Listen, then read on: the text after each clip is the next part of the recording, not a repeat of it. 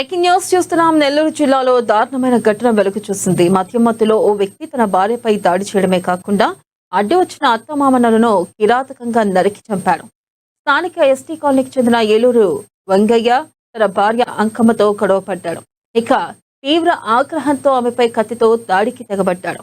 ఇది గమనించిన అంకమ్మ తల్లిదండ్రులైన కంజయ్య, జయమ్మ తమ కుమార్తెను కాపాడేందుకు అడ్డుగా వెళ్లారు. దీంతో వారిపై కూడా వెంగయ్య విచక్షణ రహితంగా దాడికి పాల్పడ్డాడు. ఈ ఘటనతో వారిద్దరూ అక్కడికక్కడే మృతి చెందారు. భార్యకు తీవ్ర గాయాలు అవగా 108 వాహనంలో ఉదయగిరి ప్రభుత్వ వైద్యశాలకు తరలించారు. ఘటనా స్థలానికి చేరుకున్న పోలీసులు కేసు నమోదు చేసుకుని నిందితుడు వెంగయ్య కోసం గాలింపు చర్యలు చేపట్టారు.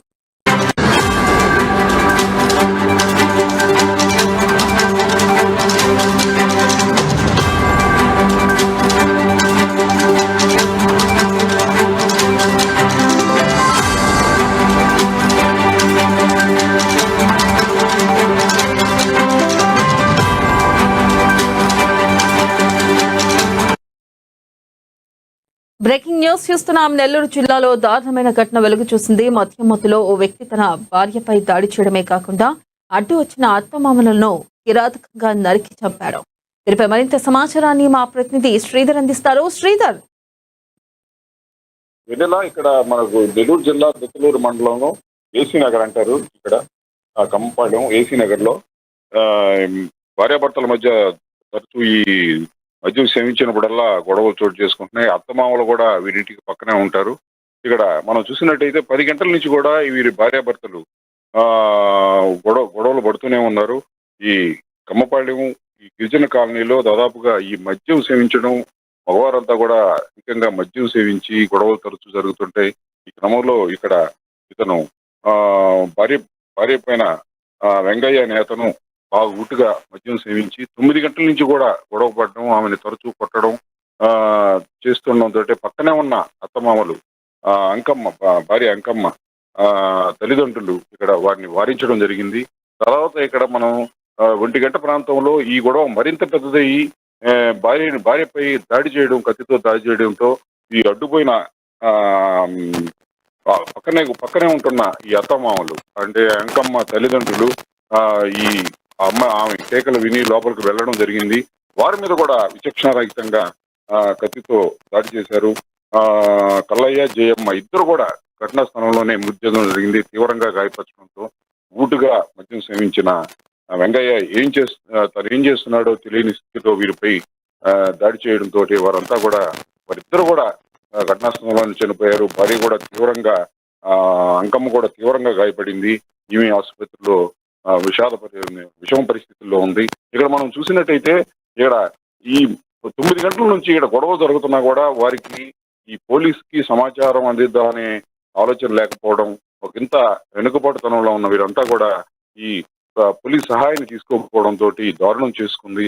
దాదాపుగా ఇద్దరు మృతి చెందడం, ఒకరు విషమ పరిస్థితిలో ఉండడం, పరిస్థితి దారుణం చోటు చేసుకుంది. ఇక్కడ మనం చూసినట్టయితే ఇక్కడ ఈ కూటమి ప్రభుత్వం ఏర్పడినాక బెల్ షాపుల వ్యవస్థ అధికం కావడం, ఈ ఊటుగా మద్యం సేవించిన వారికి మరింత ఊతమవుతా ఉంది.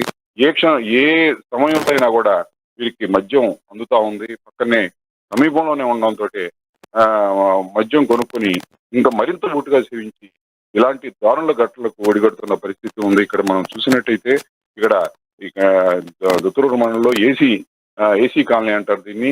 ఈ గిరిజనులు నివాసం ఉండే ఈ కాలనీలో ఇలాంటి గొడవలు జరుగుతూనే ఉంటాయి. అయితే ఇది ఇంత దారుణం. ఇక్కడ భార్యపై పెద్ద కారణం లేకపోయినా కూడా చిన్న కారణాలు ఊటుగా మద్యం సేవించిన కారణంగా పెద్ద వారు 9 గంటల నుంచి కూడా గొడవ పడుతూనే ఉన్నారు. అందరూ కూడా గమనిస్తూనే ఉన్నారు. అయితే భార్యాభర్తల మధ్య ఉన్న గొడవలు సర్దుకుంటాయనే పరిస్థితి అందరూ అనుకుంటున్న నేపథ్యంలో 1 గంట ప్రాంతంలో ఒక్కసారిగా ఆహాకారాలు వినిపించడంతో ఈ అంకమ్మ తల్లిదండ్రులు వీరు కూడా పక్కనే నివాసం ఉంటున్నారు.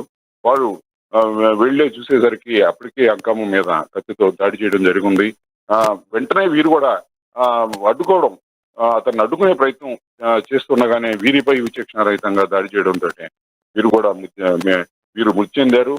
గాయపడిన చుట్టుపక్కల వారు వచ్చేసరికి వీళ్ళు మృతి చెందడం, తీవ్రంగా గాయపడిన అంకమ్మను ఆసుపత్రికి తరలించడం జరిగింది. సమాచారం అందుకున్న పోలీసులు గ్రామానికి చేరుకున్నారు. ఇక్కడ ఈలోపే ఇతను ఊటిగా మద్యం సేవించిన ఆ, వెంగయ్య ఇక్కడ పరారయ్యాడు. పోలీసులు అతను కూడా గాలిస్తున్నారు.